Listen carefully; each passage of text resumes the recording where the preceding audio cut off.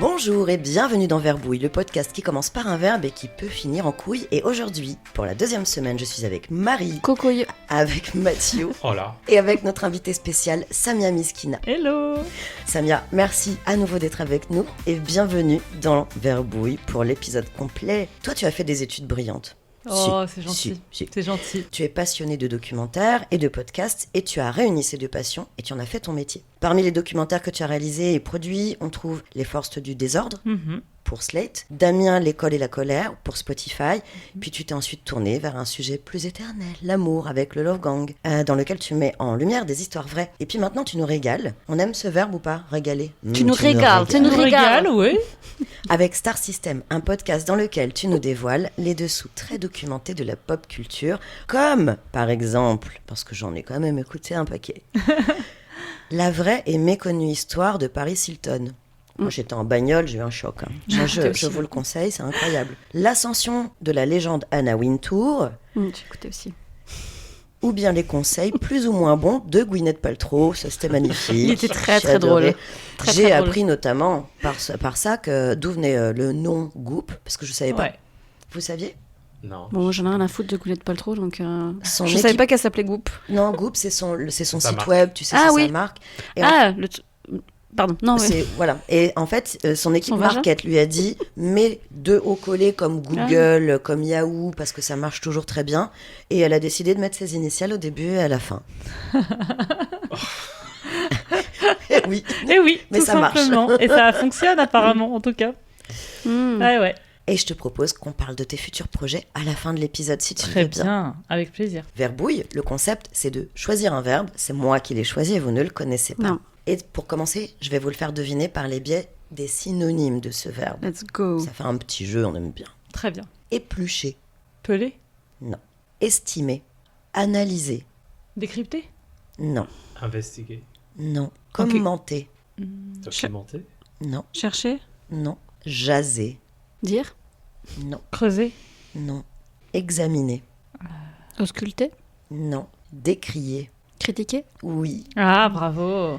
Ça y est, on fait enfin critiquer. Il y a quelques Yes. petits verbes comme ça. à chaque Yes. fois, Vous les attendiez. Oui. J'adore. Il y avait d'autres synonymes très sympas. Il y avait reprocher, vilipender, fronder, Ouais. blâmer, rudoyer, médire.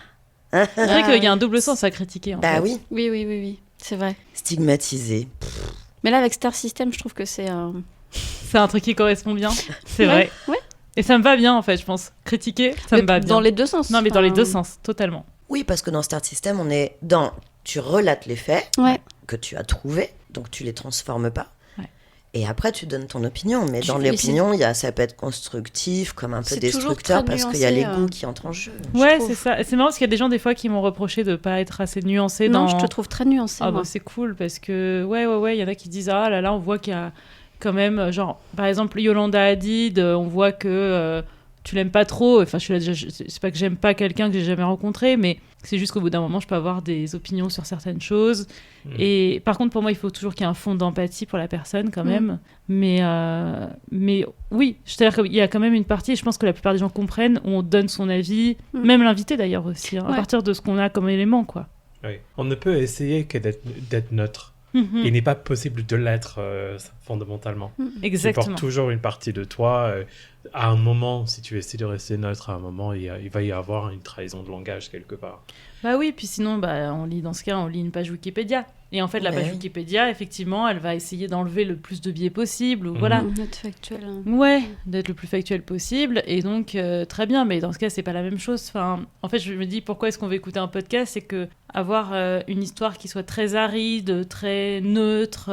Enfin, ce qui est fun aussi, c'est la conversation, c'est les échanges, les interprétations. Voilà. Parfois, peut-être on peut tomber un peu à côté, c'est possible. Mais c'est le parti pris et c'est le principe du podcast, ouais. Faut juste éviter la méchanceté, mais bon, on a le droit Voilà. de médire un petit peu. Enfin, Oui. c'est le concept de l'opinion, quoi. En fait, c'est ça.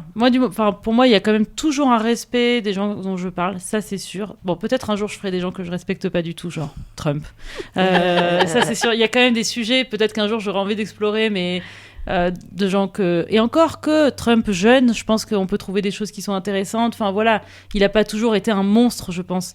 Et voilà. Mais en tout cas, je pense qu'il faut un fond d'empathie Et à partir de là, on n'est pas obligé d'être tout le temps d'accord. On a le droit de donner son avis et de critiquer. C'est le mot. T'as réussi à faire de la nuance sur Trump, bravo. 50 Shades of Orange. Les définitions de critiquer, il y a porter sur quelqu'un quelque chose, un jugement défavorable en faisant ressortir les défauts, les erreurs.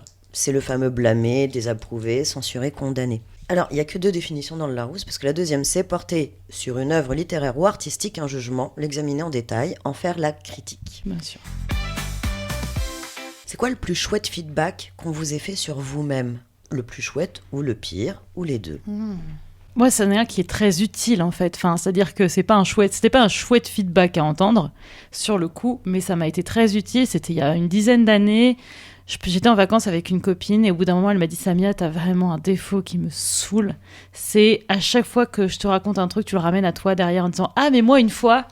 Et franchement, ça a été super dur à entendre sur le coup, mais ça m'a vraiment... Pour la suite. Tellement secoué, exactement. Et j'espère que j'ai changé ce truc-là qui était pour moi un très mauvais défaut. Ah. Non, ça s'appelle une conversation. Ça s'appelle de l'échange, de partage. Je vois que c'est un défaut que tu as aussi, c'est ça que non ? Ah non, Élodie, elle a réagi comme ça parce que Élodie, je pense que... En fait, c'est une grosse question que je me pose depuis maintenant, je sais pas, 1 an, où je me rends compte que, c'est beaucoup... La mécanique conversationnelle tourne autour de ça beaucoup. Ouais. C'est pas gênant qu'une personne renvoie à soi une anecdote en partageant la sienne, si on arrive à retrouver un équilibre sain au fil du reste de la conversation. Ouais. Parce que la mécanique que j'observe maintenant, et j'espère que je le fais pas, j'en sais rien, je m'observe pas assez, c'est que quand une personne ramène à elle, parfois, l'échange n'est plus très équilibré. Tu peux tomber dans une espèce de tunnel et de forçage de mi. Oui. Et donc, moi, ça me fait lever les bras parce que j'essaye de ne pas faire trop ça. Et je me rends compte quand je le fais, et à chaque fois je me dis, merde, est-ce gênant ? Fallait-il plutôt s'intéresser à l'autre ou poser plus de questions sur la situation ? En fait, c'est vachement dur de discuter sans se stigmatiser. Ouais, en fait, c'est ça. Je pense qu'on peut le faire un petit peu. C'est pas du tout s'interdire de parler de soi, mais quand ça devient systématique, c'est un problème. Quand même c'est toi là qui t'en es rendu compte, personne t'en a parlé, j'imagine, c'est ça, c'est toi qui t'es dit, voilà. C'est les autres, en fait. Ouais. Oui. En fait, parfois aussi, c'est important dans une conversation de vraiment observer les gens à qui on parle pour voir comment ils réagissent à ce qu'on dit et voir si, ok, là, ils se font chier, ils en ont marre de tel truc, ou alors, au contraire, ils sont intéressés. Bref, c'est important de ne pas se perdre complètement et de toujours prendre en compte l'autre. En tout cas, je pense que c'est un défaut que beaucoup de gens ont et il y en a qui vont marquer leur écoute avec ce genre de commentaires, genre « Ah, mais je t'ai vraiment écouté, regarde, la preuve, c'est que du coup, ça m'a fait penser à quelque chose qui s'est passé pour moi il y a 10 ans. » Mais il y a des gens que ça frustre. Enfin, moi, cette copine, en tout cas, ça l'a saoulée au bout d'un moment. Elle était là, non, mais j'ai l'impression de... Tu m'écoutes pas de bout en bout, en fait. Tu m'interromps pour me dire ça, ou c'est la réaction quand je te dis « Ok, qu'est-ce que t'en penses ?» Tu me parles de toi, enfin... Et il faut doser. C'est pas s'interdire de le faire, mais il faut doser. Surtout que les interruptions, c'est pareil, c'est tellement dur à gérer. Ça, je fais des efforts de pas aider. Je m'épuise à longueur de journée parce que, comme Mathieu, quand il m'a vu bondir, il savait que j'avais envie de parler. Mais tu vois, maintenant, j'ai grandi, j'ai appris à laisser la parole aux autres. Mais dans la journée, hors micro, j'avoue. Je n'ai pas fait ça pour ça. J'ai fait ça en soutien moral. De dire que finalement, on ne va pas se remettre en question autant que ça. Je vais reprendre un rappel à l'épisode d'avant où on donne la mémoire de Lena Dunham. Ouais. En cadeau. Du coup, là, il y a sa co-star de Girls qui a publié une vidéo il y a pas plus d'1 an. C'était des filles qui lui demandaient des conseils sur un truc et elle a eu une réponse, une phrase, où elle a répondu « I think people think about themselves too much ». Exactement, oui, je vois laquelle c'est qui a dit ça. Et bon, voilà. Est-ce que cette discussion sur est-ce que je ramène toutes les discussions à moi trop souvent ? Est-ce que c'est pas juste parce qu'on pense trop à nous-mêmes, qu'on donne trop de proie à qui on est dans un groupe et comment on est perçu par une personne. Ou est-ce que c'est pas une manière de chercher en soi des corrections qu'on observe aussi chez les autres et qu'on n'adresse pas avec les autres. Parce que voilà, on va s'agacer quand les autres le font et donc on se rend compte quand on l'a soi-même. Ou alors c'est qu'on a vu chez la personne à qui on parle, chez notre interlocuteur, que ça l'agaçait. Parfois c'est ça. Ça peut arriver, des fois on se monte la tête, en effet, on se prend la tête pour rien et on a l'impression que les gens nous jugent en permanence, mais il y a parfois un fond de vérité quand même. Si on se rend compte en tout cas que la personne en face est un peu agacée, faut essayer de corriger son comportement, je pense. Ouais. Et vous ? Feedback. Je sais pas ce qu'on a pu me faire comme feedback en fait. Je sais rien. J'en ai 2. Un premier qui m'a saoulé, un peu à l'image de ton anecdote. C'est qu'une copine m'a dit que j'étais possessif avec mes amis. Ah Et ouais. ça m'a saoulé. Et après, je l'ai pleinement assumé. T'as pas essayé de changer. Non, Normalement, le feedback, c'est... non. La réaction que j'ai eue était vraiment Attends. de dire « What the fuck ?» Et pourquoi tu l'as pris comme ça, tu penses? Pourquoi je l'ai pris Parce comme que c'était vrai, Je en sais. fait. ça Oui, j'ai fini par apprendre que oui, c'était vrai. Et j'ai Ah fini ouais par comprendre que c'était aussi un avantage autant qu'un inconvénient. Et que ça faisait partie de qui je suis en tant qu'ami. Que j'aime bien un cercle intime. J'aime bien que ce soit loin d'être intense. À l'époque, on était à la fac, tu vois. On n'avait rien d'autre à faire sauf traîner toute la journée ensemble. Maintenant, dans la vraie vie où il y a des choses à faire, on a notre travail, on a des choses à faire à la maison, on a une vie de couple, etc. Que c'est un peu plus dilué. J'aime bien avoir un cercle intime. J'aime bien que cette intimité-là soit vraiment protégée et qu'il n'y a pas trop de flottement autour. Genre, par exemple, que tes amis entre eux... Enfin, que tes amis et Je des veux un autres... cellule et je veux que ces cellules T'as pas soient incassables presque. Ah, Tu veux pas que tes amis aient d'autres amis en dehors de cette bulle? Non, c'est Ah pas oui, ça. d'accord. C'est juste que lorsqu'on on est ensemble, on est ensemble. Mais je suis d'accord, je pense. Et Ça, qu'il c'est y a normal. pas, j'ai pas forcément besoin d'avoir une vingtaine de personnes que je connais pas Non. avec moi et mon ami et mon groupe d'amis. Ah oui. Pour moi, c'est intime. pas possessif, ça. Bon, voilà. C'est juste que moi, je préfère être autour d'une table à 4 Bien ou sûr. 5 Tu préfères Ouais, l'intimité, c'est que tout. d'être avec 20 personnes que je connais à peine. Bah, c'est Ouais, normal, ouais, tu parleras ouais. tu parleras pas de la même manière, tu parleras pas des mêmes choses. Exact. Et en fait, la discussion que j'aurai avec une vingtaine de personnes que je connais, Ouais, ça moi, sera pas ça la ne même. m'intéresse absolument pas. Je Oui, ne veux oui. pas l'avoir. C'est Non, je extrêmement comprends. bizarre ouais, comme ça, je feedback. comprends. Ouais, je trouve ça. Ouais. Bon, j'ai appris à l'assumer parce que j'ai compris pour elle ce que ça faisait pour elle qui était un peu plus papillon social, etc. et qui avait Ouais. envie de flotter. Et moi qui étais un peu plus enfermé en Grotte, mode ouais. non, mais c'est nous quand t'es ensemble. Et comment ça c'est s'est nous. résolu, alors? Elle est partie papillonner? Non, j'ai eu le feedback et c'était un truc après coup, 2 jours après une soirée, un truc comme ça. Et c'était là dans ta vie d'adulte? Non, j'étais à la fac. Ok. Et du coup, j'ai dit, bah, ok, Je suis oui, comme c'est ça. comme ça, ouais. C'est comme ça. Et je l'ai accepté. Et l'autre, c'était un chef dans un cadre professionnel qui m'a dit, je ne pense pas que tu sais jusqu'à quel point tu maîtrises son sujet. Parce que si tu le savais, tu partirais pas en panique comme ça. Mmh. Et c'était, plus globalement, il y a cet exemple-là qui est très pro et très spécifique à ce qu'il me disait, mais qui m'a permis de prendre du recul et de dire quelle est la partie de ma confiance personnelle, de ma... comment dire, oui, ma confiance personnelle. Quelle est la partie de ça qui est une masque, un La moyen d'y arriver, Confiance en toi? et quelle est la partie qui est réelle, oui. Ça m'a permis de regarder ça et de dire, ok, quand est-ce qu'il y a un masque pour traverser cette situation-là, il va falloir que je me muscle un peu ou que j'aille l'air un peu plus gros que je ne le suis. Et quelle est la partie où il y a du vrai. Et à l'époque, ça m'a permis de dire, ah, il y a une différence. Et voilà. Mmh. C'est beau. C'est beau. Et toi? Moi, le feedback que je préfère, c'est quand on me dit que j'ai apporté de la joie ou que quelque part j'ai éliminé une situation. C'est ce que je préfère. Ah bah oui. On me l'a dit hier soir, suite à cet Oh. anniversaire auquel on se trouvait. Bon, il était bourré, totalement bourrache. C'est pas grave, on disait prend. la vérité. On J'adore. s'est dit au revoir et il m'a dit merci, c'était le soleil de ma soirée. J'adorais. C'est le soleil aussi de ton esthéticienne qui te fait le cif. Alors, oui. T'as un soleil, C'est quoi. vrai. En fait, il y a tout un lore autour de J'adore. l'épilation et je peux vous faire un update parce que là, c'est foufou. J'étais là. le rayon de soleil de mon esthéticienne qui Waouh. malheureusement s'est ensuite mise en arrêt maladie. Oula, Ça n'a rien à trop voir. d'émotions, trop d'émotions. Puis, j'ai dû ouvrir mon intimité à sa patronne qui me disait qu'elle avait rien contre ses apprentis, mais elle a quand même bien déblatéré sur chacune de ses apprentis Ah qu'elle n'a non. plus. Elle était seule, elle était débordée. Puis, j'ai dû réouvrir mon intimité à la nouvelle esthéticienne qu'elle a réussi à recruter enfin. Et qui, en parlant de soleil, la nouvelle s'appelle Marisol. Ok, bon, bah c'est bien parti. Et j'ai passé 3/4 d'heure à me faire épiler par Marisol en parlant espagnol. Ok, Je me la très suis bien. mise dans la poche directe. Bravo.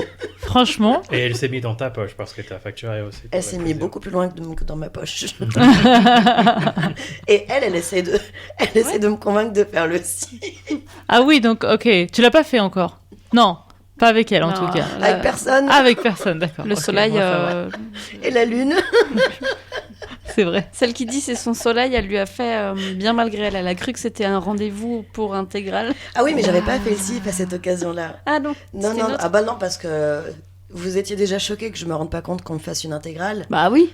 Si on m'avait fait le CIF sans que je demandais que je me rende Non, compte. là, tu t'en rends compte quand même. Enfin, sinon, c'est vraiment inquiétant. La fin, C'est vrai, je confonds. C'est ce que j'essaie de dire. à moins d'être sous anesthésie générale, je vois pas comment tu peux ne pas le savoir. Enfin, Ils m'ont fait boire un truc chaud avec du GHB en arrivant, ça s'est très bien passé. bon, ne me donne surtout pas l'adresse de cette esthéticienne. Je ne veux pas savoir. Votre mode personnel critique, il est quoi? Il est haut et fort, il est passif-agressif, il est silencieux et mental uniquement, il est un peu tout. Moi, c'est en permanence. Hein. Bon, je suis une grande anxieuse et je m'autocritique en permanence. Ah, l'autocritique. Ah, Ah non, c'est Alors, pas ça. La critique, j'ai mal compris. votre mode de pensée Critique en général. critique, donc ça peut être contre soi, évidemment. Pareil, hein. Ça non-stop. peut être contre l'extérieur. Contre moi et les autres, tout le temps. En général, ça va de pair, je pense. Ouais, c'est vrai. Bon, déjà, quand tu vis à Paris, déjà tout le monde t'agace. Non, mais là, j'étais sur la 4. Il y avait un gamin qui hurlait. Mais en fait, je comprends qu'un enfant. Putain, décidément, aujourd'hui, c'est vraiment le truc que je déteste les enfants. Mais il était ouf, cet enfant. Il était dans la poussette en train d'hurler, de dire papa. Mais vraiment, je n'ai jamais entendu un cri aussi déchirant non-stop pendant genre une dizaine de stations. Son père, littéralement, lui tenait la main. Enfin, t'es là, non mais c'est bon. On aurait cru qu'il était orphelin, le gamin, quoi. Papa et tout. J'en pouvais plus. Mais en fait, en général, je trouve qu'à Paris, moi, j'adore Paris, j'adore la grande ville et tout ça. Mais on a souvent tendance à s'agacer parce que tout le monde est relou, quoi, autour de soi. Enfin, juste personne ne sait marcher sur un trottoir, rentrer dans un métro, laisser les gens sortir, se comporter normalement dans l'escalator, comprendre que sur le tapis roulant, il faut marcher et non pas rester debout. Donc déjà ça, voilà, le mode... Dès que tu sors de chez toi, le mode critique est enclenché. Et donc, moi, c'est en permanence toute la journée. Mais pas seulement par rapport à Paris, hein, par rapport à tout le monde. Tout le monde m'agace très rapidement. Merci, et Jean-Pierre je m'agace moi-même. Comment ? Merci Jean-Pierre Bacry. C'est vrai que je pense qu'il y a un petit fond de... Oui. Et non, et puis moi, je suis ma première grande critique. C'est pour ça que je trouve que quand les gens te critiquent, bon, parfois, ça peut être un peu à côté de la plaque et vraiment méchant. Mais t'es là. Mais en fait, je me suis dit 10 fois pire, moi... ce matin, tu vois, c'est vraiment, t'as l'impression que t'as trouvé un truc génial en m'insultant, en me disant un truc méchant, mais sur Internet, hein, je veux dire dans les commentaires, mais ma propre petite voix est 1000 fois pire que ça, donc vraiment, voilà. Bah ça, faut le résoudre très vite. Hein. Là, moi, je suis en train de me dire, faut arrêter, hein, parce que c'est très destructeur. Mais c'est dur. Et puis, on n'a pas le temps pour ça. Non. Moi, j'ai plus le temps de me parler mal. Non, mais t'as raison. Hein. Mais j'essaye. Quand je m'en rends compte, je me suis là, genre, pourquoi ? Qu'est-ce qui s'est passé ? On Ouais. méritait un coup de fouet, là. Ouais. Non, mais je suis d'accord avec toi, hein, c'est pas facile. Enfin, c'est un truc qui n'est pas bon du tout, c'est un réflexe qui est très mauvais, mais c'est pas facile, même si j'en prends conscience, d'arrêter cette petite voix, quoi, je trouve. Ouais. Et par rapport aux autres, j'essaie de me calmer beaucoup dans mes réactions. Alors, bon, je prends très peu les transports, mais bon, je suis en voiture, mais c'est la même merde sur la route. Et je m'énerve contre les gens, tu vois. Sauf qu'en fait, j'ai réalisé aussi qu'il y avait énormément de colère dans ma manière de réagir vis-à-vis des autres. Mm-hmm. C'est pas nouveau hein, de se dire que les gens s'insultent en voiture, tu râles, connard, nani nana. Et j'essaye là depuis pareil, 1 an et demi, de me mettre face à ma colère et de me dire pourquoi. Ah, c'est bien. Elle vient d'où cette colère ? Je comprends pas. Oui, c'est chiant. Mais ce soir, tu n'y penseras pas en allant te coucher, de toute évidence. Et tu le raconteras même à personne parce que c'est pas si grave. Ouais. Et donc, j'essaie vraiment de relativiser au moment où les événements ont lieu. Je m'améliore, sensiblement. Il m'arrive encore, évidemment, mais j'essaie de m'améliorer. Quant aux gens, en général, ou aux choses en général, c'est pareil. J'essaie vraiment de me calmer en me disant, franchement, c'est quoi l'impact ? Quel est le problème ? Par contre, le truc que j'arrive pas à faire, c'est de me critiquer moi, mais de critiquer les autres dans ma tête. Bon, parce que depuis toujours, on aime bien dire qu'est-ce que c'est que cette chemise, enfin, des trucs comme ça. Ouais. Ça, je me le dis tout le temps. Et à la limite, je préfère presque cette partie-là parce que, pareil, ça n'a pas grand impact parce que ça changera pas ma relation à la personne. Je vais pas la regarder mal ou mal lui parler pour. Mais ça m'aura fait marrer, en fait, tout simplement. Ouais. Je préfère utiliser cette espèce de petite roue de la critique, un peu rigolote et un peu médisante dans ma tête pour me faire auto-rire. Et au demeurant, je me fais la même. Oui, tu te critiques aussi toi-même. Bah oui. Ah, je comprends. Mais enfin, moi, je suis admirative des gens qui sont pas en mode critique tout le temps, quoi. Ah si, mais si. Mais Ouais. j'essaie Et de... vous êtes comment là-dessus? Quand je vous écoute, en fait, moi, je réalise que c'est souvent les mêmes personnes. Alors, c'est critique ou colère? Parce que critique, je peux critiquer. J'aime bien bitcher. Me critique dans le sens négatif, hein, bien sûr. Je sais pas si c'était le sens de ta question, mais j'aime bien bitcher. Mais il y a quand même un truc au-dessus de moi qui me dit tu vas brûler en enfer. Ouais. J'ai peur du karma. Vraiment, à chaque fois que je critique quelqu'un ouvertement, je me dis tu vas cramer en enfer. Ou quand j'écris, je vais cramer en enfer. Je peux pas m'empêcher de penser ça. Ouais. T'as été élevée dans la religion un petit peu ou pas? Pas tant. Parce qu'on dirait un peu cette culpabilité catholique que je peux comprendre, mais je pense Peut-être. qu'en fait, elle est peut-être instillée dans nos cultures en fait en général, même si on n'a pas été élevé comme ça, on a ce fond de je me comporte mal, j'ai commis un péché. Ouais.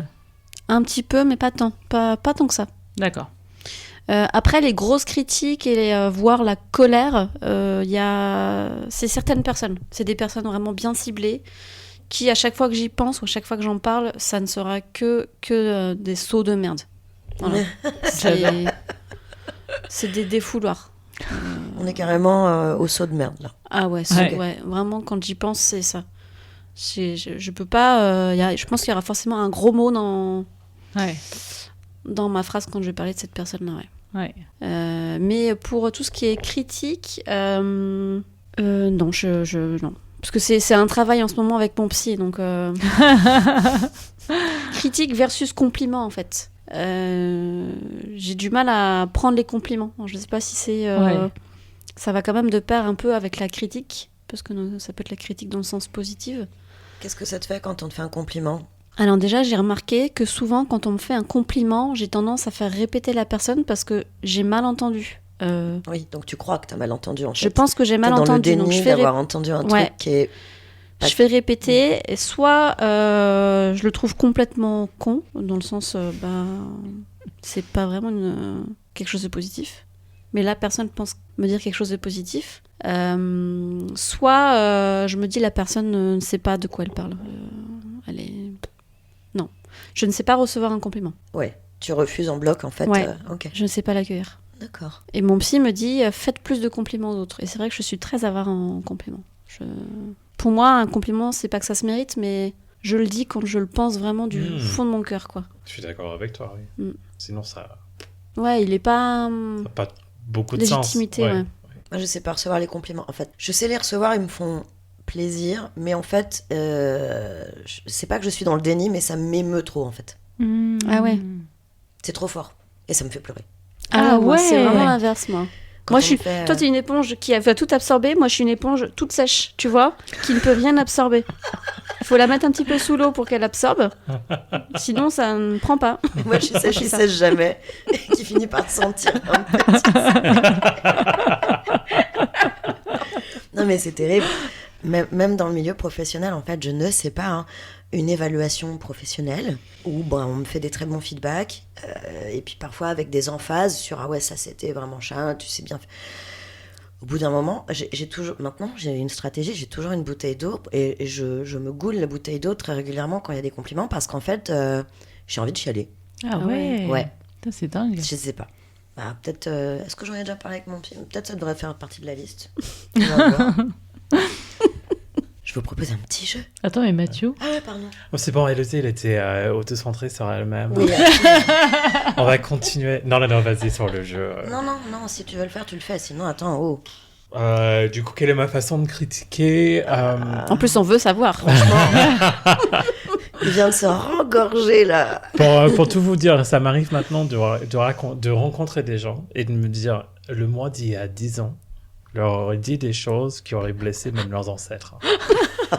Parce qu'il y a spécifiquement, et je ne vais pas le décrire parce que je connais des personnes comme ça aujourd'hui et il n'y a personne autour de cette table. Hein, parce que Marie me regarde là comme si je vais insulter elle et ses ancêtres aussi. Non, c'est pas vrai. Mais ça m'arrive, enfin, il y a des gens, une catégorie de gens que je peux rencontrer dans la vie où je dis, mais jamais de la vie. En fait, j'ai juste envie de te secouer et ça veut dire, je vais te faire une critique, un feedback qui va te dévaster pendant un petit moment et là on va se reconstruire parce qu'il y a un truc faible au fond là que j'aime pas. Tu vois, j'aime bien les résistants. Et là, Elodie J'ai compris quand t'as dit faible. Oui, Elodie me regarde parce que je pense qu'elle en a quelques exemples en tête, des gens qu'on connaît en commun. Ah, bah j'ai cru que t'allais dire que de Je pensais pas maintenant, mais par contre, je pensais à des étapes dans ma vie où j'ai rencontré des gens chez qui j'ai senti de la faiblesse. Ouais. Mais une faiblesse, en fait, anormale. Et je ne pouvais pas faire autrement que de travailler avec, par exemple, et j'ai été un monstre.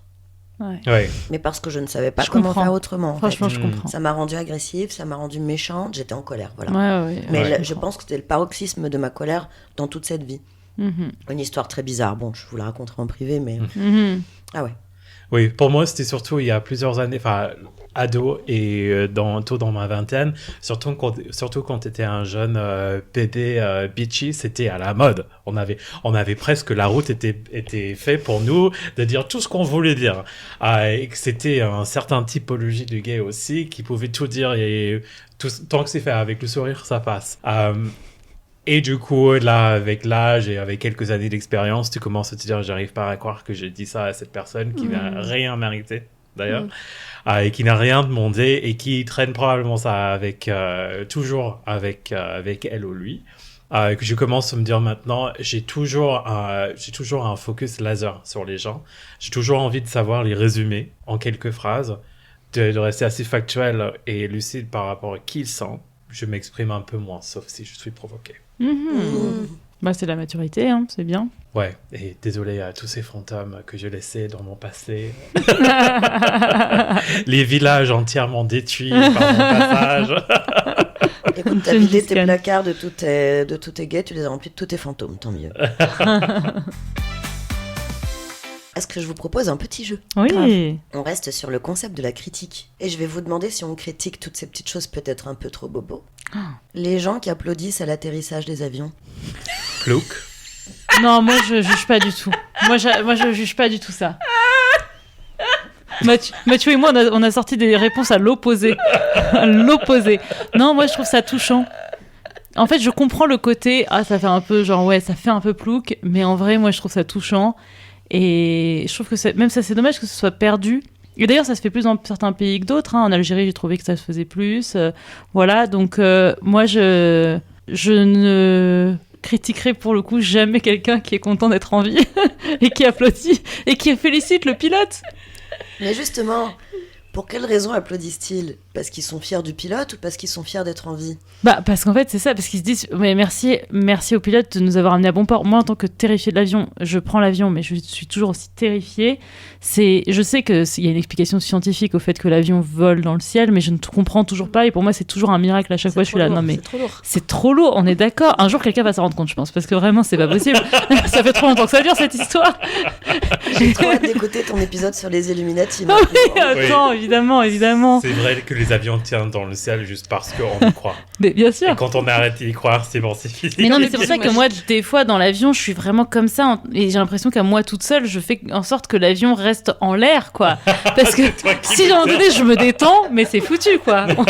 C'est terminé, on est par terre. Ça peut m'arriver en bagnole. Alors, j'ai pas du tout peur en bagnole. Mais je sais pas, il y a des moments comme ça où je me dis, je dormirai pas, je vais fixer la route et tout va bien se passer. En tant que passagère. Oui, je me doute. Sinon, c'était une... En tant que conductrice, c'est pas ça d'ailleurs. C'était une bonne idée en tant que conductrice déjà de quand même pas t'endormir.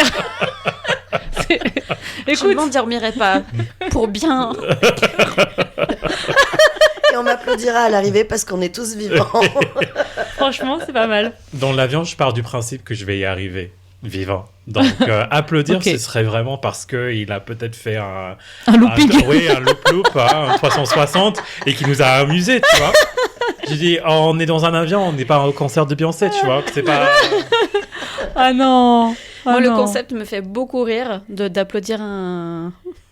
Je trouve ça assez surprenant. Mais alors, je sais pas si moi, je suis un peu... Je suis un peu comme vous deux.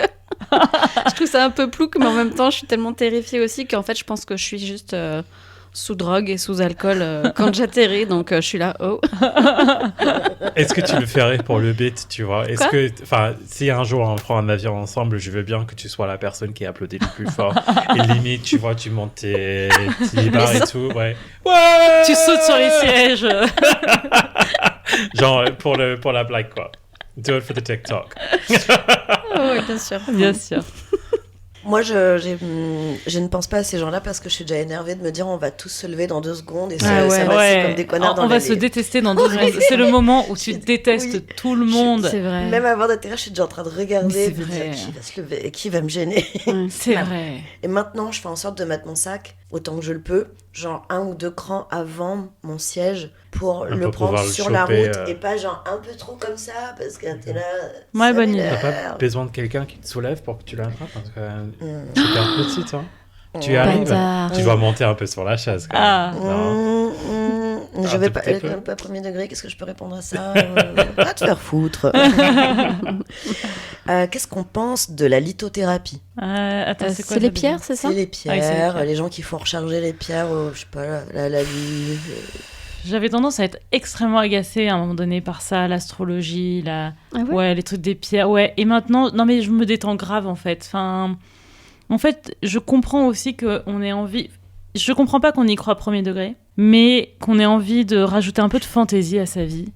Comme en anglais on dit whimsy, un peu de whimsy. En fait, en vrai, je trouve que c'est sympa et on n'est pas obligé d'être tout le temps hyper terre à terre et prouver qu'on a tout compris à la science. Déjà, c'est pas vrai. Et ensuite, on peut être un peu émerveillé par des choses et dire, je sais pas, le pouvoir des pierres, ça me fait ça.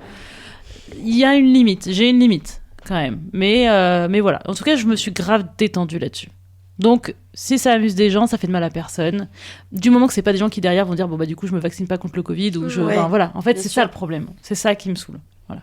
Oui, je suis dans ton camp, sur l'autothérapie, tant que ça me concerne pas ou qu'on essaie pas de me convaincre de m'acheter 12 pierres à 50 balles la pierre et les foutre à la lumière, ça me va bien. Moi, tu peux me retrouver à la librairie de l'inconnu en train d'acheter des bracelets. Ah ouais. Les Shabala. Et est-ce que tu observes du coup une différence? C'est-à-dire, est-ce que tu penses que c'est un effet placebo ou est-ce que tu y crois vraiment?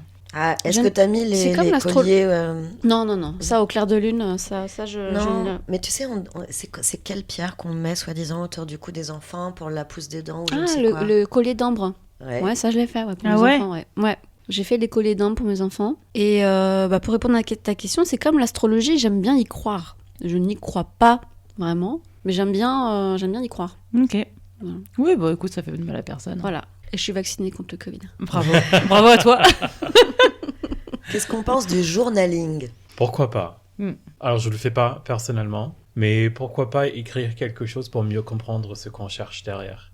Parce que oui, le journaling, on manifeste et tout ça, mais tu dis je veux de l'argent. Mais enfin, si c'est le geste d'écrire qui te permet de creuser dans je veux de l'argent, en fait, je veux du confort, en fait, je veux de la sécurité, en fait, de creuser dans ton envie qui te vient en première pensée et d'arriver à une conclusion qui est beaucoup plus atteignable, finalement. C'est ça le journaling, parce que moi je sais pas ce que c'est. C'est écrit dans son journal intime en fait. Oui, c'est ça. Tenir un journal. Ok. Après, il y en a certains qui vont dire j'avais cherché un journal aujourd'hui, j'ai fait caca 3 fois. Point. Et d'autres qui vont dire j'ai envie d'atteindre tel ou tel objectif, j'ai envie de faire ceci, cela. Et en fait, c'est une façon de déchiffrer, de décrypter ce qu'on pense. Je le fais pas. Moi, je prends ça pour de la thérapie écrite sans échange. Le seul échange, c'est soit avec soi, de poser des mots et puis de les relire et donc de les recevoir d'une autre manière que la manière dont on les pense. Ouais.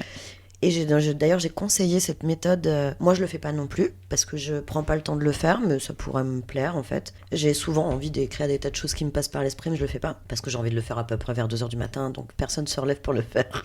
Je l'ai conseillé à une collègue récemment qui passait un mauvais moment. Elle avait beaucoup de choses qui lui tournaient en tête, beaucoup de problèmes dans sa famille. Enfin, il y a des choses comme ça qui lui pesaient. Elle savait pas trop comment s'en sortir.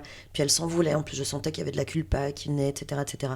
Et elle m'écrit sur Teams, on discute un petit peu et elle me demande des conseils, tu vois. Alors bon, je sais pas, je lui ai dit ça comme ça, je lui ai dit je sais pas. Alors je lui ai dit va voir un psy, mais après c'est un peu cher. Fais du journaling, ça coûte rien et c'est aussi une façon. Je peux t'écouter Comment? Est-ce que tu as pensé à écrire ça dans un journal au lieu de me parler à moi?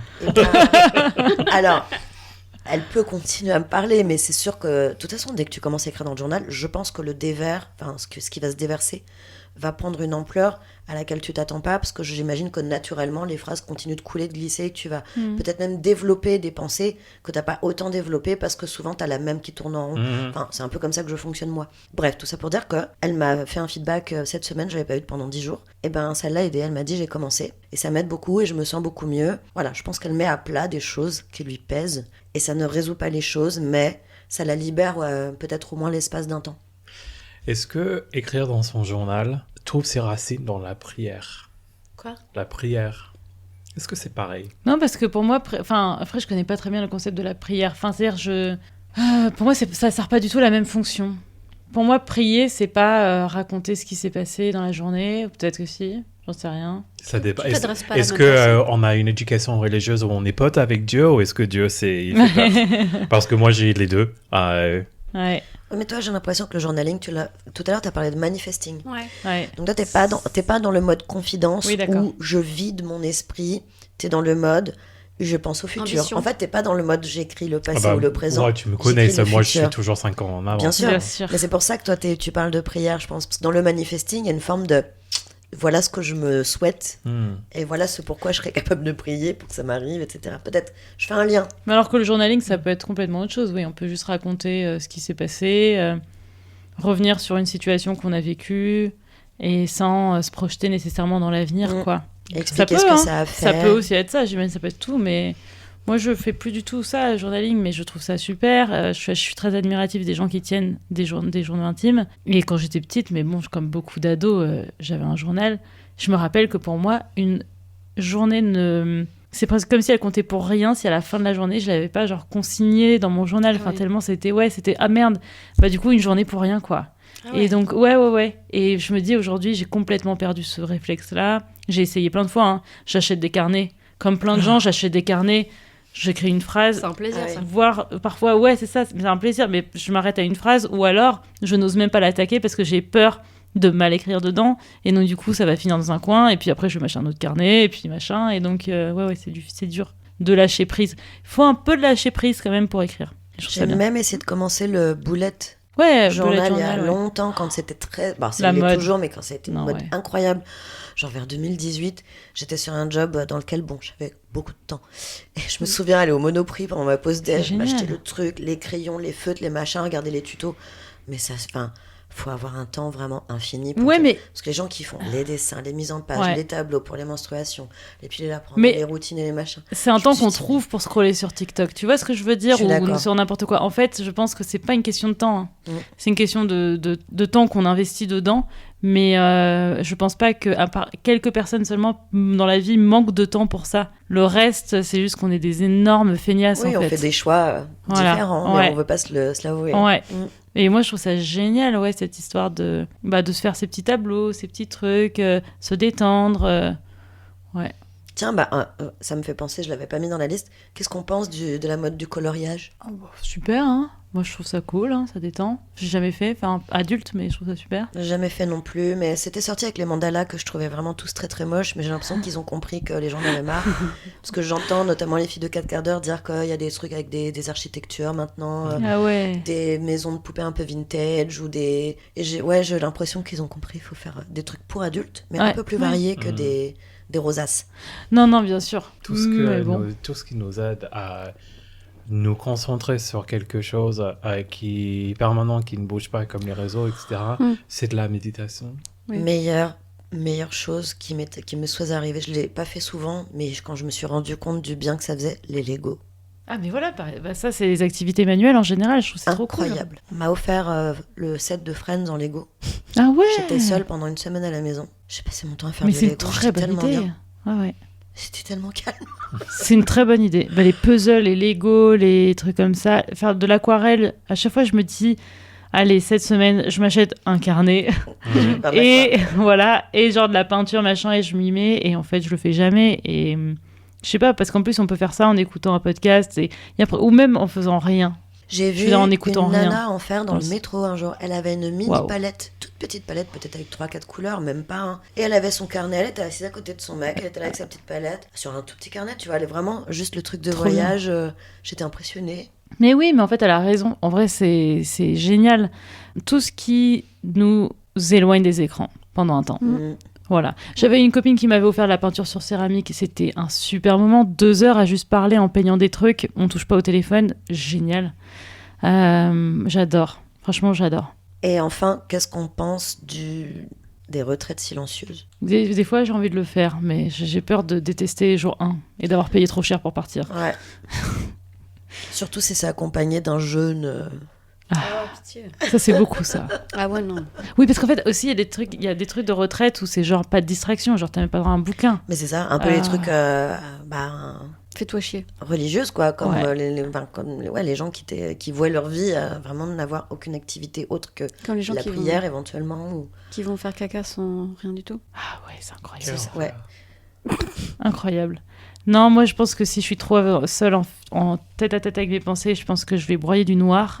Peut-être qu'au bout de quelques jours, on finit par atteindre un état un peu plus... Alors ouais. ça, oui, ça Sympa. marche si on se prive de nourriture, je pense. Parce Ouais. qu'il paraît que la privation de nourriture, le jeûne très long, genre de une Oui, semaine... on peut plus faire fonctionner son cerveau. J'imagine qu'il y a des fonctionnements chimiques qui font que tu dois être dans une espèce d'état d'euphorie, c'est ce qu'on en dit. Bon, je pense que par contre, les jeunes et tout, c'est hyper... c'est très mauvais pour la santé. Oui, c'est ça, en fait. On peut pas recommander ça, c'est sûr. Ah non, mais il faut que ce soit fait, j'imagine, sous contrôle médical. Mais même, je crois que c'est jamais recommandé de se priver de nourriture. Totalement. Vraiment. Mais les gens le font, hein, et ils meurent pas nécessairement, mais... pas nécessairement, quoi. Qu'est-ce qu'on pense des morning routines qui commencent à 5h45 le matin? Non, mais ça, par contre, trop de cul, quoi. Non. Je trouve ça très aspirationnel. J'ai envie d'être comme ça. Je le serai jamais. Oui, mais est-ce que c'est manifesté dans un journal. Si tu couches à l'heure. Si la tu te nuit, couches à 20h, ouais, mais en fait, je trouve que la vie, elle est nulle comme ça. Dans ce cas, on est juste... Ça dépend, c'est ce qu'on veut faire. Ouais. En fait, c'est surtout que c'est une vie de personne, je suis désolée, vieille. ou seule, seul. quel que soit l'âge. Je veux dire, comment fais-tu pour partager des moments avec les gens qui ont une vie classique, Exactement. qui font pas la morning routine? Ou alors, faut être les deux et faire la même chose. Tu te couches à la même heure et tu te lèves à la même heure. Oui, mais et tous vous savez tes que amis... vous allez dîner au même moment. Et par oui, mais contre, tous tes amis vont pas ouais. faire ça. Et en fait, c'est non. ça, tu te coupes pour t'optimiser. Et tu te coupes de ce qui fait le sel de la vie, qui sont... d'ailleurs, c'est l'épisode bonus que j'ai sorti aujourd'hui au moment où on parle. Le sel de la vie, c'est les relations sociales, en fait, c'est ça. Et c'est parfois une nuit où... Et moi, je suis aussi coupable de ça, hein, de avoir tendance à dire non, mais là, il faut que je me couche, etc. Mais c'est une nuit qui dure trop longtemps, un verre de trop, c'est pas pour faire la promotion de l'alcool et tout, mais en vrai, c'est parfois lâcher du lest, se laisser emporter... et ne pas forcément faire les choix les plus judicieux, et au pire, le lendemain, on est fatigué. Et ne pas retomber dans la culpabilité dont on parlait tout à l'heure, Voilà. les fameux scrupules judéo-chrétiens qui nous cassent Exactement. Et ça, c'est intenable, les trucs de se coucher à 20h et de se lever à 5h. C'est beaucoup de concessions, en fait. Toi et ta Ouais. ta vie sociale, quoi. Ça marche visuellement en reel, mais c'est tout. Voilà. Oui. Et pourquoi et à la fin de ta vie, tu te dis, bah super. C'est voilà, pour j'ai durer fait ça. plus longtemps, mais la vie est plus chiante, en fait. Exactement. Tu dures plus longtemps pour continuer à faire pareil. Ouais. Ce qui me charme avec, c'est l'idée d'avoir une vie avant ta vie de bureau le matin. Je peux comprendre. Alors ça, oui. par mais contre... moi, je serais plutôt dans le après. Ah bah oui, Plutôt les plutôt deux, que parce que avant. l'un n'empêche pas forcément l'autre. Ah, mais tu dors vraiment peu, Ouais, là. c'est ça dépend. Il y a des gens qui ont besoin de sommeil plus que d'autres. Parce que Voilà, je c'est suis totalement inégal. d'accord, parce que même quand je suis en télétravail, j'essaie maintenant de me lever quasiment à la même heure que quand je pars Ouais. de chez moi. Mm. Et comme ça, j'ai 2 heures et Bien sûr. demie devant moi pour Bien faire sûr. tout ce que je j'adore tellement. Bon, je fais rien de productif. Non, mais Ouais. ça, je peux comprendre, par contre, se lever plus tôt. Mais voilà, en fait, c'est pour faire quelque chose. Mm. C'est pas juste pour se dire, alors c'est bien, je vais pouvoir dire sur les réseaux que je me suis levée à 5h et que j'ai fait ma méditation parce que j'ai bien coché ma case. Faire un truc qui nous passionne, oui, carrément. Moi, mon père, il a fait ça pendant 10 ans, il apprenait l'arabe. Il a fait ça aussi avec la musique. C'est génial. Et je suis très admirative des gens qui font ça.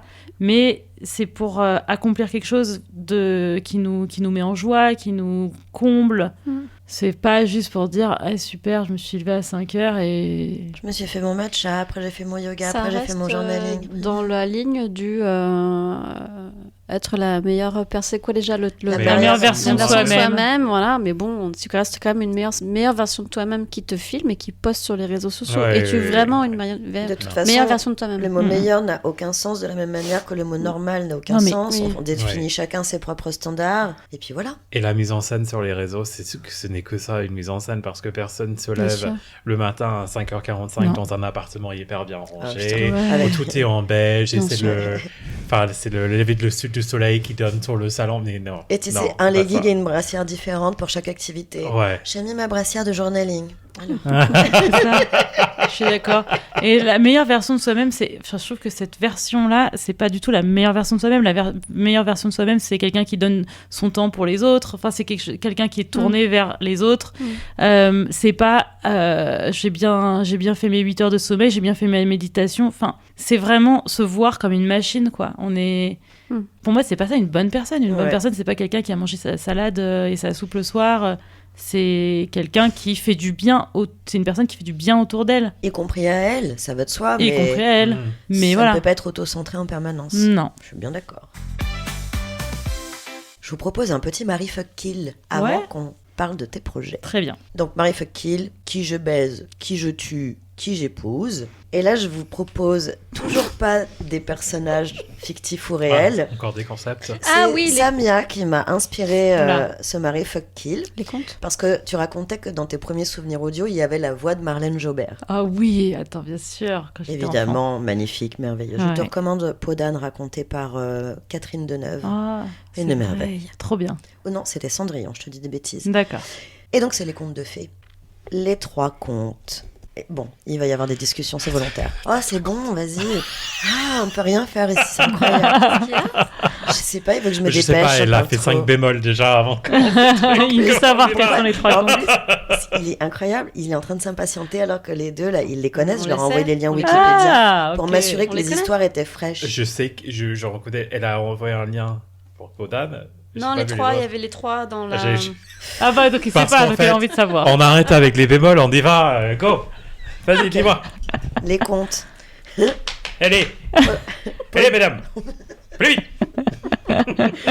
Peau d'âne, La Belle et la Bête et Barbe Bleue. Ok.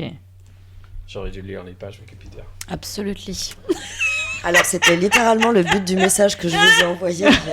Mais ce que j'ai fait, parce que moi, je les connais pas trop... Alors, je pensais je que les sur ai les lus, 3, mais celui je- que... Alors, je les resitue très rapidement. Peau d'âne, c'est donc une jeune fille dont la mère meurt et le père est roi. Et il doit réépouser quelqu'un et il décide d'épouser sa fille parce que...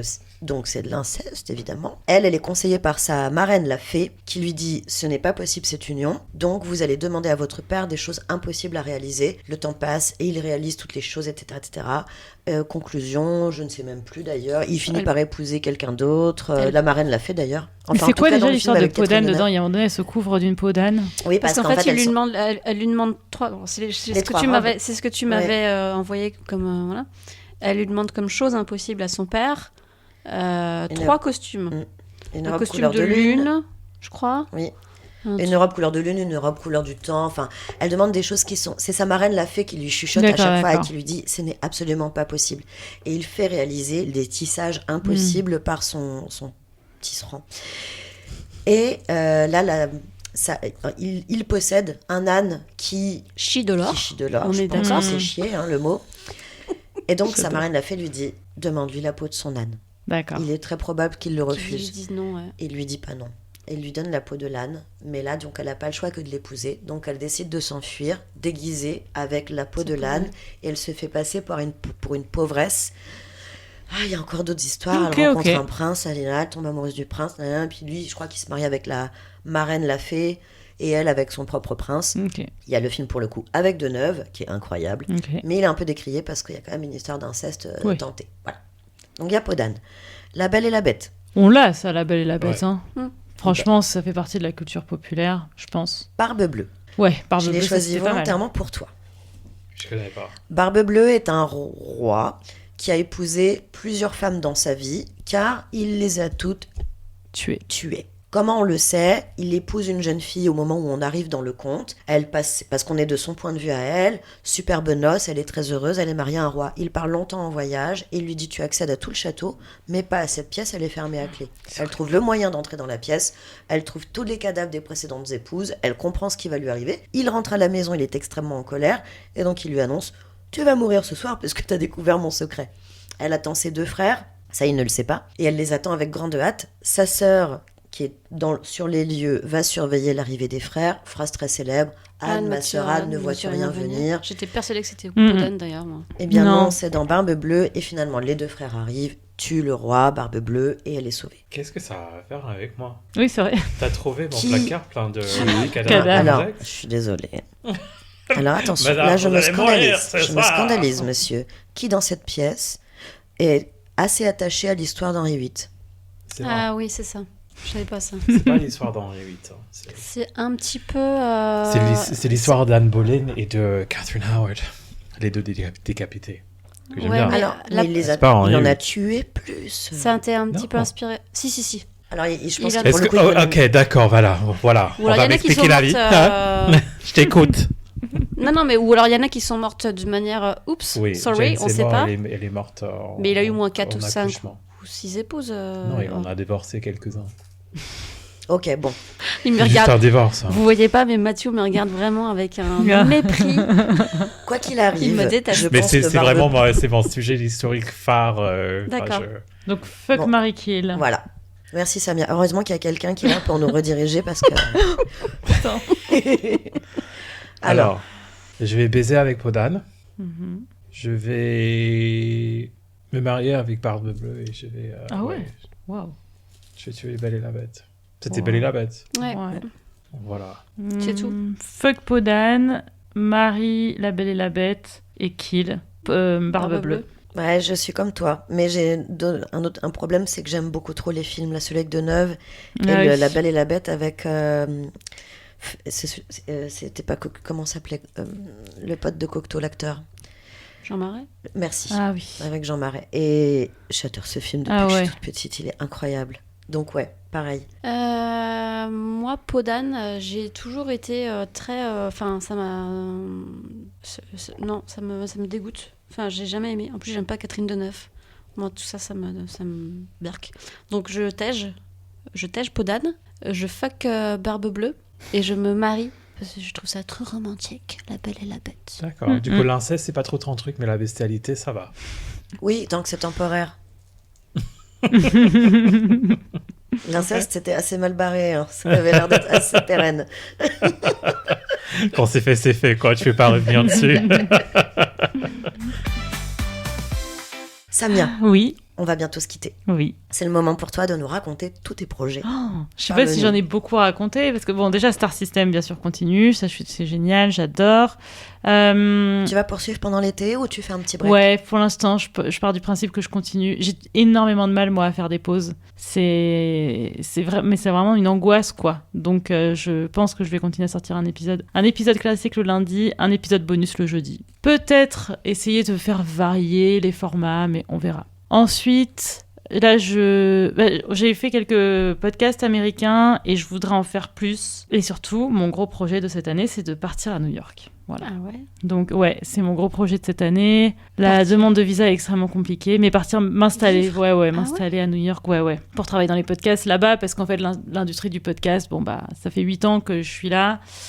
Elle touche un peu à sa fin quand même ici. On peut toujours avoir son propre podcast, etc. Mais juste, les boîtes de production, il y en a moins. Elles payent rien du tout. Moi, j'aime bien faire des documentaires audio. Les derniers documentaires audio que j'ai fait, c'était avec un podcast américain. Parce que, en fait, et même là-bas, l'industrie s'est un peu cassé la gueule aussi. Mais au moins, on partait de plus haut. Donc, il y avait quand même... voilà, exactement. Il y a quand même encore des choses qui se font, des choses intéressantes. Et ouais, c'est le projet là, de cette année qui est vraiment pas un petit projet, quoi. Donc, voilà.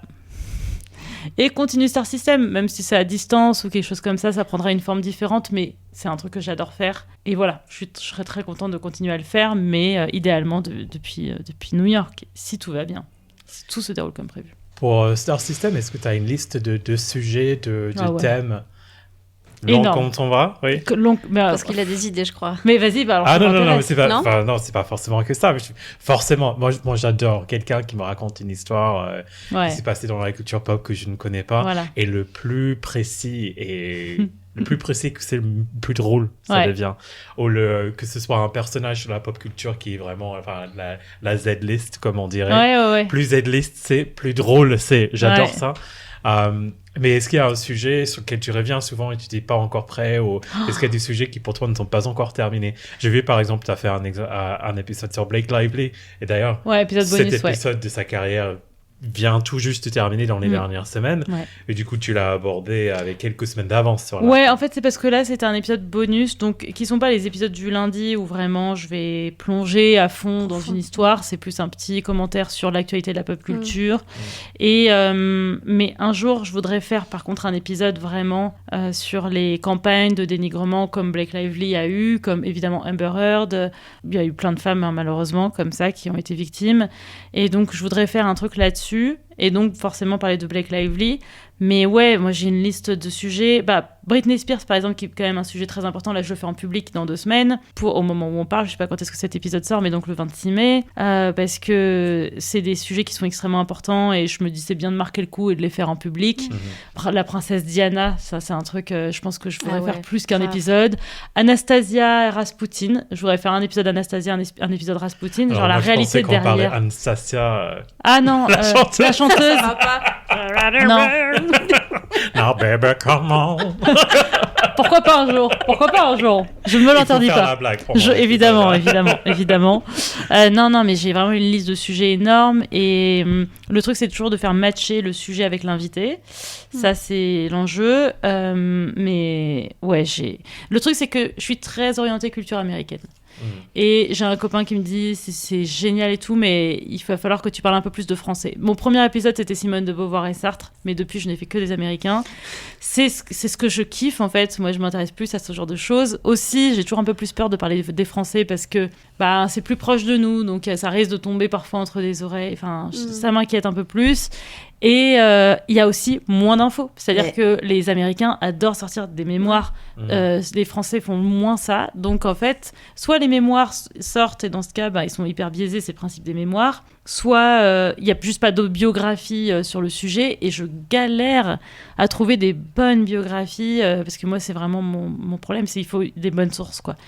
Et donc voilà. Mais les Français sont pas tellement comme les Américains, ils aiment pas partager, ils aiment pas cette vie privée, c'est la vie privée. Et du coup, je veux dire, qu'est-ce que tu vas raconter sur les Français à part les enfers qu'ils ont vécu, Palmade, tu vois. C'est ça, exactement. Oui, ils parce ne sont pas intéressants pour la plupart. Et s'ils le sont, on le sait pas. Alors c'est ça. Et c'est vrai que j'aime bien, en général, avoir un angle pour mes épisodes, que ça raconte quelque chose et pas juste une histoire comme ça. Et donc, oui, en fait, en France, on partage moins. Si, peut-être, alors en France, il y a Loana, bien sûr. Ça, j'aimerais bien faire un sujet dessus.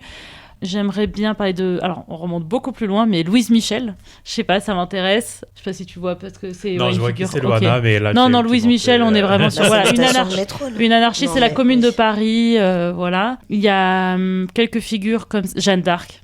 Pourquoi pas, mais on remonte loin, hein. Mais c'est vrai que sur les stars plus récentes, c'est dur de trouver de la bonne littérature et donc ça me limite un petit peu. Et moi, je suis vraiment juste aussi très fascinée par des Américains, mais pas que. J'ai parlé de Anastasia, il y a des trucs... La K-pop, j'aimerais trop faire un sujet sur la K-pop. Ça m'intéresse parce que j'y connais rien et j'aimerais comprendre. C'est hyper intéressant et en plus, ils ont un rapport aux fans qui est vraiment très particulier, donc ça, c'est trop intéressant. Mais voilà. Michael Jackson ? Oui, alors Michael Jackson, ouais. C'est que j'ai déjà fait des pédophiles, donc... J'ai fait Simone de Beauvoir et Sartre. Direct. Bam. Très nuancé. Hein. Je trouve pas ça très nuancé, hein, personnellement. Non, mais... je suis d'accord avec toi. Non, mais en plus... non, mais c'est hyper important. J'en ferai rien sur Michael Jackson, mais c'est juste qu'il faut être prêt. Enfin, c'est pareil, j'aimerais bien faire un jour Epstein. C'est juste que... Ça faut fait être prêt, quoi.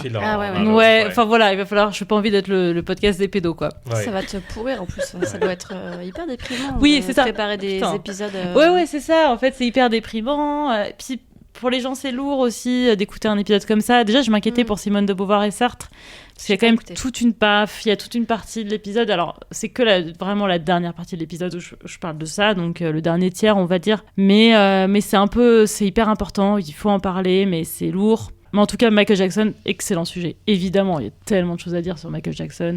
Mais c'est vrai, quand on a choisi les bouquins, bon, pour Lena Dunham, c'était une évidence. Bien sûr. Pour Matthew Perry, franchement, j'ai hésité parce que justement, quand en préparant cet épisode, on se posait la question de les sujets. Et notamment, je me suis dit, y en a-t-il que tu n'as pas envie de faire ou tu mets de côté constamment parce que parfois ça a aussi été trop traité, surtraité, surexposé. Et je sais, bon, et c'est ce que je me suis dit typiquement avec Matthew Perry, tu vois. Ouais, mais en même temps, tu vois, regarde Britney Spears, ça a été surtraité. Et je fais quand même, parce qu'en fait, je me dis, je peux pas faire un podcast sur la pop culture et ne pas du tout faire un épisode sur Britney, que en plus j'adore. Il y a des sujets qui ont été très traités, mais bon. C'est pas grave, je pense qu'il faut... Déjà, tout le monde n'a pas vu passer les trucs, tout le monde n'a pas vu... Moi aussi, comme j'ai un biais, je m'intéresse énormément à la pop culture, j'ai l'impression que tout le monde est au courant. Par exemple, les Spice Girls, je pensais que tout le monde était au courant que les Spice Girls avaient en fait vraiment pris le contrôle de leur vie, de leur destin, et n'étaient pas juste des pantins aux mains de producteurs. Et je me suis rendu compte en sortant l'épisode que tout le monde ne le savait pas, donc... Paris Hilton, son histoire évidemment horrible, son adolescence. Ça, je savais pas non plus. Ouais, alors que bon, elle a fait un documentaire, enfin autoproduit. Enfin, je veux dire, c'est elle qui raconte sa vie tout dedans. Mais donc, je pensais que beaucoup de gens l'avaient vu et étaient au courant, et en fait non. Donc, finalement, faut pas se dire que les gens savent déjà tout. Donc, même Britney Spears, il y en a peut-être qui vont découvrir des trucs, etc. Notamment, là, Britney, pour l'instant, en tout cas, je m'intéresse à de son enfance jusqu'à sa mise sous tutelle. Et donc, juste retracer la carrière de Britney, c'était déjà intéressant. Un jour, je ferai aussi un truc sur les tutelles. Pourquoi est-ce que c'est souvent les célébrités femmes qui se retrouvent sous tutelle. Ouais, bizarre. Britney Spears, ouais, voilà, exactement. Alors qu'un Kanye West, par exemple, qui a aussi pété un plomb, il est tranquille. Donc, je pense qu'il y a une vraie différence de traitement entre hommes et femmes là-dessus. Donc, je ferai un épisode sur ça. Enfin, j'ai une infinité de sujets. C'est... Ouais. On a hâte d'écouter la suite. Et pour notre part, alors cet épisode, normalement, sort justement le jour où tu fais Britney Spears. Très bien. J'espère qu'on sera complet. On verra. Alors, tu as dit à la Gaieté Lyrique. Ouais, Gaieté Lyrique à 19h. Il y a un enregistrement, un jeu pop culture avec des cadeaux à gagner. Et ensuite, on boit un verre sur des tubes. Alors, déjà, sache que nous, on y sera, on a pris nos billets. Je suis trop contente. Et deuxièmement, il me semble avoir entendu dire que justement Britney Spears, tu voulais la faire en plusieurs fois. Oui, et finalement, je voulais faire un cycle de 3 épisodes. C'est tellement compliqué de réserver des salles comme ça. Ouais. La Gaieté, on a galéré à trouver juste une date de dispo. Sinon, c'est genre l'automne, hiver, enfin, c'est fou, quoi. Et j'avais parlé aussi avec MK2, et c'est pareil, ils sont surbookés jusqu'à la rentrée. Donc, finalement, je me suis dit, c'est pour ça que je vais faire enfance, mise sous tutelle, et un jour, je ferai un épisode sur les mises sous tutelle en général, chez les célébrités, mais peut-être pas forcément en public, mais par contre, je ferai d'autres épisodes en public, genre Diana, ça peut être aussi un gros morceau. Je peux au moins faire le premier en public, et après, peut-être qu'il y en aura d'autres. Enfin, voilà, des trucs un petit peu marquants comme ça. Je pense que c'est intéressant de faire ça. Moi, j'adore faire des podcasts en public, je trouve ça trop cool. Donc, voilà, petite soirée Britney. Ça veut dire que si tu déménages à New York, tu feras des sauts de puce à Paris pour faire du public. Ouais, alors je sais que c'est pas très écologiquement responsable, mais en fait, moi, idéalement, parce que je disais que j'aimerais bien faire à distance, machin, mais déjà, idéalement, même les épisodes de podcast, je fais genre des allers-retours à Paris, genre 3 fois par an, un truc comme ça, pour faire un stock d'épisodes. Et pourquoi pas, à cette occasion-là, un enregistrement public, si, dans un monde idéal, si je peux travailler à distance, voilà. On est vraiment en train de décrire ma vie idéale. Hein. Je ne sais pas du tout. On va se revoir en 2027 et on verra si mon plan a fonctionné. Génial. D'ailleurs, si on se revoit pas, c'est que ça a fonctionné. C'est que je suis à New York. C'est possible. Et on prendra des billets, on viendra te voir. Voilà. Merci beaucoup, Samia. Merci vraiment à vous pour l'invitation. Merci. On a adoré ce moment. Merci. C'était trop cool, vraiment. Merci beaucoup. Et merde pour tous tes projets. Continue. Je dis pas merci alors. Yes. À bientôt. Break a leg. Oui, break a leg. À bientôt. Merci, Bye. à bientôt. Merci d'avoir écouté ce nouvel épisode de Verbouille. À la semaine prochaine pour un nouveau brise-glace. En attendant, retrouvez-nous sur Instagram, @verbouille.podcast. Écoutez-nous sur toutes vos plateformes préférées. Laissez-nous des étoiles, des commentaires. Parlez-en autour de vous. Le bouche à oreille est l'un des meilleurs moyens de marketing. Merci. Merci à vous de nous écouter. À très vite. Bisous.